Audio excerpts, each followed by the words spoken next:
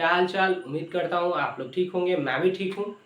पिछले वीडियो में हम लोगों ने देखा था, जो टॉपिक्स हमने कवर किए थे सिस्टम यूनिट का, जिसमें आपको मैंने हर एक पार्ट्स दिखाया है सारे पिक्चर्स के थ्रू। जिसमें आप लोगों ने देखा होगा cabinet, RAM, hard disk, SSD device, motherboard, CPU जो हमारा माइक्रो प्रोसेसर है वो, कूलिंग फैन जो था वो, कैबिनेट, ये सारा कुछ आप सबने देखा। उम्मीद करता हूँ वीडियो अच्छा लगा होगा। बिल्कुल थोड़ा सा मैं उसमें आप लोगों का जो एक आप लोगों को ये चीज़ ज़रूर लगा होगा कि नॉइस थोड़ा सा उसमें ज़्यादा है, क्योंकि बाहर का साउंड कैप्चर कुछ ज़्यादा ही हो जा रहा है। मैं उसको बहुत जल्द ठीक करने वाला हूँ। आप लोगों ने आज के वीडियो में देखा होगा, थोड़ा बहुत मैंने एडिटिंग भी किया है, तो वो धीरे धीरे मैं कवर कर दूंगा, वो सब कुछ अपडेट होगा। थोड़ा सा इंतज़ार है बस। लेकिन हाँ बिल्कुल, आपका जो चैप्टर चल रहा है, जो भी आप अभी पढ़ रहे हैं, उसमें जो भी टॉपिक्स मैंने कवर किए हैं अभी तक, यदि आपने नहीं देखा है तो वो जा करके आप हमारे पिछले वीडियो को देखिएगा। और कल का जो भी टॉपिक हमने कवर किया था, जिसमें आपने सिस्टम यूनिट, उससे पहले आपने देखा होगा कि हमारा सिस्टम वर्क कैसे करता है, जिसमें आपने देखा होगा कि इनपुट, प्रोसेस, आउटपुट, ये सारा कुछ हमने कवर किया है टॉपिक वाइज। तो वो सारे टॉपिक्स अवेलेबल है वहाँ पे, आप जा करके ज़रूर देखिएगा। हमारे YouTube channel tech for you के थ्रू आपको ये सारे वीडियोस मिल जाएंगे, जिसमें सीरियल वाइज अभी जो भी टॉपिक मैंने कवर किया वो सीरियल वाइज चल रहा है, क्योंकि ये बेसिक कंप्यूटर है। इसलिए मैंने एक चीज़ मैं ज़रूर बोलूँगा, अभी जो भी मैंने टॉपिक कवर किया वो बेसिक था। वो एडवांस लेवल का मैंने कोई भी टॉपिक अभी कवर नहीं किया है। एडवांस लेवल का जो भी टॉपिक होगा वो बाद में मैं कवर करूँगा, क्योंकि बेसिक जानना आपको बहुत ज़रूरी है। उम्मीद करता हूँ पिछला वीडियो जितना भी आप सबने देखा होगा, वीडियो अच्छा लगा होगा, तो आप लोगों ने लाइक किया होगा, कमेंट भी किया है आप सबने। बहुत अच्छा लगता है देख करके कि आप लोग कमेंट करते हैं। जो भी कमेंट आप करते हैं वो हमारे लिए बेहतर होता है, ताकि मैं एक चीज़ और बोलूँगा, यदि कोई भी आपको उसमें परेशानी है कंटेंट में, तो आप जरूर कमेंट कीजिएगा। यदि आपने चैनल को सब्सक्राइब नहीं किया है तो अभी सब्सक्राइब कीजिए, बेल आइकन को जरूर क्लिक कर लीजिएगा, ताकि सारे नोटिफिकेशंस आपको मिलते रहे। वीडियोस को लाइक कीजिए, कमेंट कीजिए और अपने दोस्तों के साथ शेयर कीजिए। चलिए, तो आज का टॉपिक जो हमारा होने वाला है वो होने वाला है generation of computer. Generation of computer आखिर क्या, जनरेशन क्या, यानी हमारा पीढ़ी। जैसे हमारे फैमिली में पीढ़ी चलता है, वैसे ही हमारे सिस्टम का भी पीढ़ी चल रहा है। याद कीजिएगा वो जमाना, आप लोग बच्चे रहे होंगे, हम लोग भी बच्चे ही थे। तब एक छोटा फोन आता था। उस छोटे फोन के बाद थोड़ा सा अपडेट किया मोबाइल कंपनी जो थी, जो पहले तो चाइना वाले लोगों ने ही अपना परचम लहराया, तो उन्होंने बहुत सारे फोन्स ऐसे लाए मार्केट में, जिसमें कि धीरे धीरे कैमरा वगैरह उन्होंने दिया फोन के फीचर्स में। फिर उन्होंने मल्टीमीडिया कर दिया कि भैया गाना वगैरह सुन सकते हैं। तो ये धीरे धीरे अपडेट हुआ। आज के डेट में एंड्रॉयड, बहुत सारा मैक जो भी है, आईफोन वगैरह जो भी लोग यूज कर रहे हैं, वो फोन की क्वालिटी बहुत सारा अब आ गया। तो ये जनरेशन अपडेट हुआ। उसी तरह सिस्टम का भी जनरेशन अपडेट हुआ। सिस्टम आया था, उस समय क्यों आया था? तो कैलकुलेशन के लिए आया था। उस समय के जो भी लोग थे उनको सिर्फ और सिर्फ कैलकुलेशन से मतलब था, और कुछ नहीं चाहिए था उन्हें। उनको सिर्फ और सिर्फ कैलकुलेशन चाहिए होता था कि भैया मुझे कैलकुलेट करना है, बस।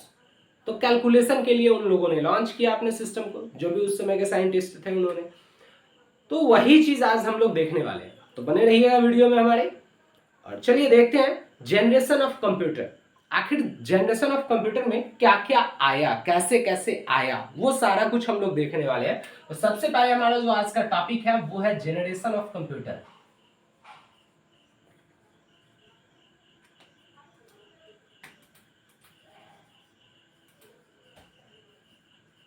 आज का जो हमारा टॉपिक है वो है जनरेशन ऑफ कंप्यूटर।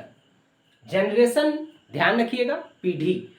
अब एक चीज हमेशा, पीढ़ी कभी भी पीछे की तरफ तो नहीं जाएगा, क्योंकि आपके घर में आप लोग इस चीज को अच्छे से जानते होंगे कि आपके घर में आपके दादाजी, फिर आपके पापा, फिर माँ, तो इस तरह से पीढ़ी वहां पे बढ़ रहा है, फिर आप आ गए, अब फिर आपके जो बच्चे आएंगे उनके बच्चे, तो ये एक बढ़ रहा है। उसी तरह हमारा जो सिस्टम है उसका भी जनरेशन अपडेट होते गया।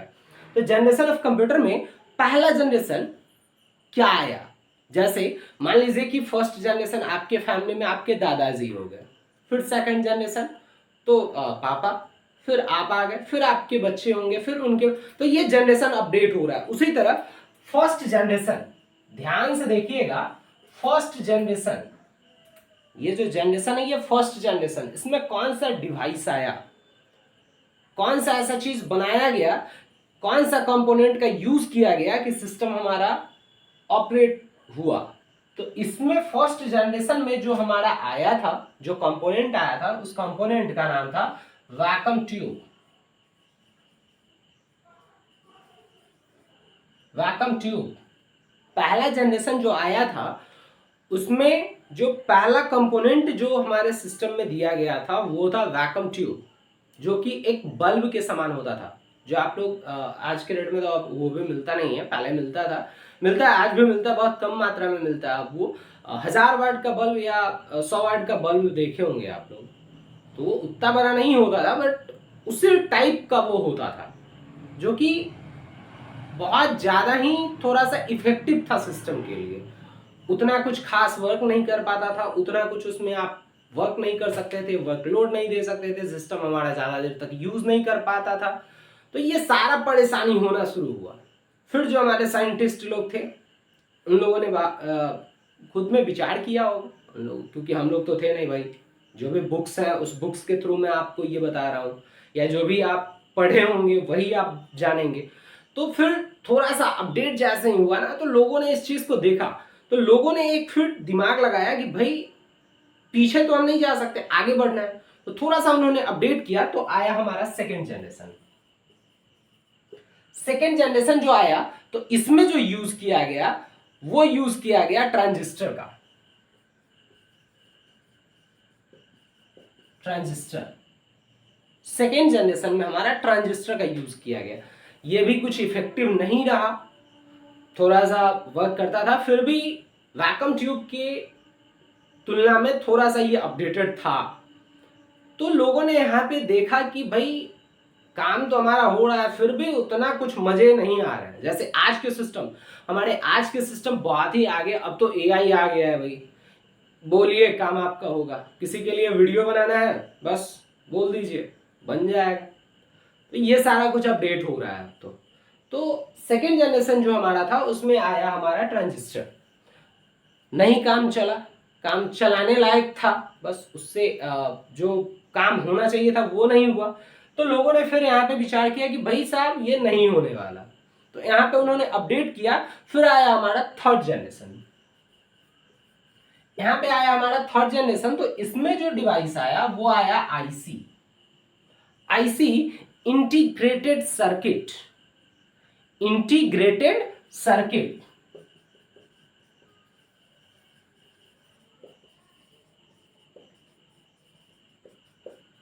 Integrated circuit. अब इसमें भी कुछ खास नहीं था, फिर लोगों ने सोचा कि यार इसमें नहीं होने वाला, तो फिर उन्होंने थोड़ा सा अपडेट किया, तो आया हमारा फोर्थ जनरेशन। इसमें क्या यूज किया गया, सिस्टम, वही जो आज पढ़े हैं, प्रोसेसर, माइक्रो प्रोसेसर।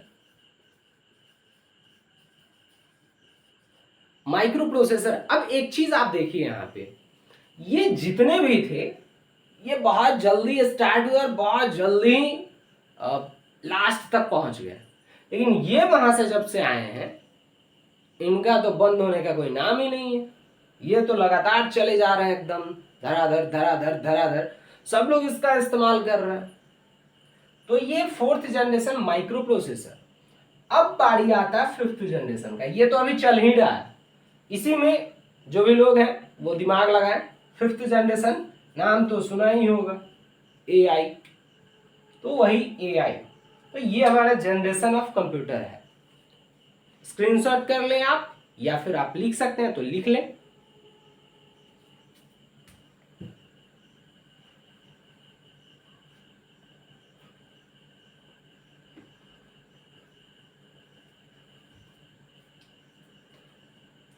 अब चलिए देखते हैं फर्स्ट जनरेशन आखिर क्या था, कैसे आया, कब आया, ये सारा कुछ अभी हम देखते हैं। थोड़ा सा इसको डिफाइन करते हैं फर्स्ट जनरेशन को। फर्स्ट जनरेशन को हम लोग थोड़ा सा डिफाइन करते हैं, देखते हैं कि क्या है, कैसे है, कब आया फर्स्ट जनरेशन। ठीक है, फर्स्ट जनरेशन ये जो आया तो सबसे मेन चीज कब आया, स्टार्टिंग कब हुआ इसका, तो लिखते हैं यहां पे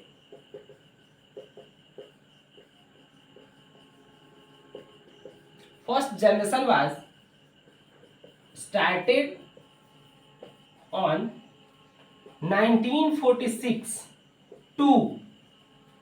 अब टू क्यों मैंने लिख दिया, तो ये आया कब।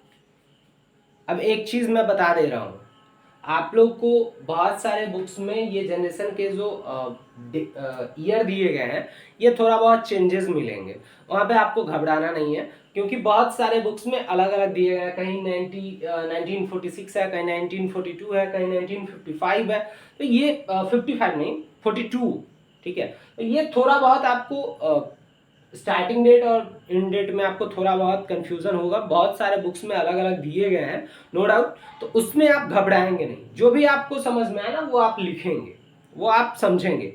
तो ये 1946 टू 1955 यानी 1946 से 1955, यानी कितना, 4 साल इधर 5 साल इधर, मतलब 9 सालों तक इस वैक्यूम ट्यूब को जो लोगों ने बनाया था उसको इन लोगों ने किसी भी तरह से, क्योंकि इसका काम था सिर्फ और सिर्फ कैलकुलेशन करना, तो लोगों ने सिर्फ और सिर्फ इस पर अपना ध्यान दिया और 9 सालों तक इसको यूज किया। अब एक चीज ध्यान से देखिएगा इसको, 1946 टू 1955 आगे बढ़िएगा। In this generation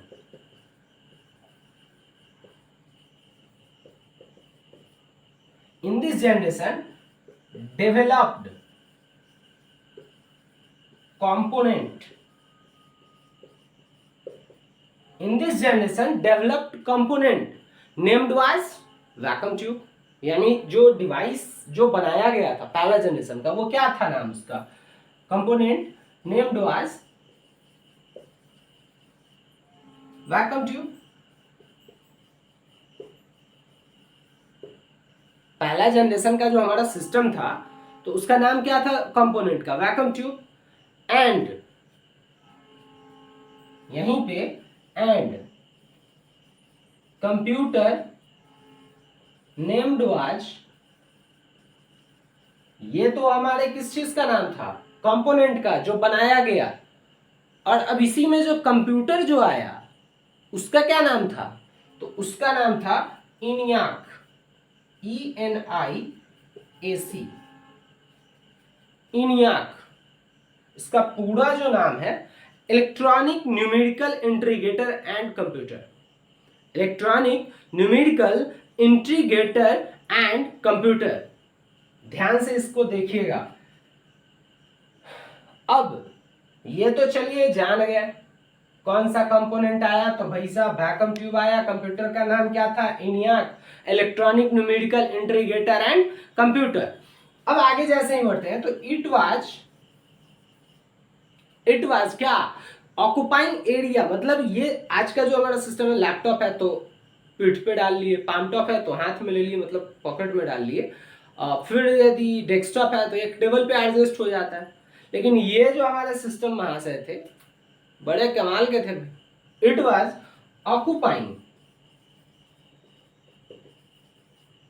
occupying area of a big hall, area of a big hall यानी एक बहुत बड़े आकार का हॉल लेता था।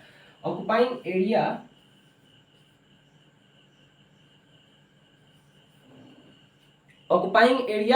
of a big hall, and weight was 30 tons। अब एक चीज यहां समझिएगा, एक तो ये जगह लेता था कितना, बहुत बड़े हॉल के आकार का जगह लेता था, वजन कितना था 30 टन। अब आप खुद सोचिए आपका वजन कितना है, इसका वजन देख लीजिए कितना लोग चाहिए होता था, वो अब आप अंदाजा लगा सकते हैं कि ये सिस्टम को लोग कैसे चलाते थे। अब इस जनरेशन में जो भी लोग काम किए, तो जितने अब इसके सिस्टम के जो डिस्प्ले थे वो बहुत बड़े थे, चलाने के लिए जितने कीबोर्ड के बटन है उससे ज्यादा लोग चाहिए होते थे, हथौड़ा से इसका यूज किया ये सारा कुछ मतलब बहुत ही परेशानी होता था लोगों को। लोगों ने देखा कि भाई साहब, अब आप खुद सोचिए ना कि जिस सिस्टम का वजन 30 टन है, तो उसको नॉर्मली आज के रेट के लोग तो उठा नहीं सकते हैं।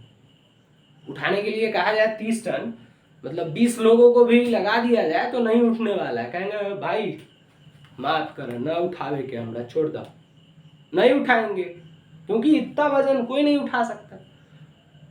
तो वही चीज है कि ये सिस्टम को अपडेट किया गया, तो फिर कौन सा आया, ट्रांजिस्टर का यूज किया गया, थोड़ा सा आकार कम हुआ, फिर भी काम वही, सिस्टम ज्यादा देर तक आप चला नहीं सकते हैं, हिट होता था, सिस्टम बंद हो जाता था, डेटा खत्म। एक बार यदि, क्योंकि इसके पास उतना कुछ डेटा स्टोर करने का कोई जगह नहीं होता था उतना जितना आपको चाहिए, तो ये सारा कुछ परेशानी को झेलते हुए लोगों ने देखा कि भाई अब अपडेट चाहिए होगा मुझे, बिना अपडेट का हमारा काम नहीं होने वाला है। तो इसलिए लोगों ने इस पे अपना दिमाग लगाया और जनरेशन चेंज किया, जिसमें नेक्स्ट जनरेशन जो आया हमारा वो आया ट्रांजिस्टर। तो अब इस जनरेशन को फिर अपडेट जो किया गया जिसमें ट्रांजिस्टर आया, तो हमारा उसमें वर्क थोड़ा सा स्मूथ हुआ। आज के सेशन में, आज के वीडियो में बस इतना ही। मिलते हैं नेक्स्ट वीडियो में, फिर देखेंगे जनरेशन का अगला स्टेप जो हमारा सेकंड जनरेशन। कल के वीडियो सेशन में आपको जनरेशन मैं कंप्लीट करूंगा, फिर मैं आपका जो थोड़ा बहुत हिस्ट्री बचा हुआ है वो हिस्ट्री कंप्लीट करवाऊंगा। फिर नेक्स्ट वीडियो हमारा होगा क्लासिफिकेशन ऑफ कंप्यूटर पे, जिसको मैं आपको दिखाऊंगा पहले रिटन, फिर आपको एक एक करके वीडियो, जो वीडियोस आप लोग पर डे अभी देख रहे हैं वो सारे टेक फॉर यू चैनल के थ्रू आप देख रहे हैं। उम्मीद करता हूं वीडियो अच्छा लगा होगा। यदि वीडियो आपको अच्छा लगे लाइक कीजिएगा, यदि आप अपने दोस्तों के साथ शेयर करते हैं बहुत अच्छा रहेगा। चैनल को सब्सक्राइब करना मत भूलिएगा, बेल आइकन क्लिक करना मत भूलिएगा। मिलते हैं नेक्स्ट वीडियो में, तब तक के लिए धन्यवाद।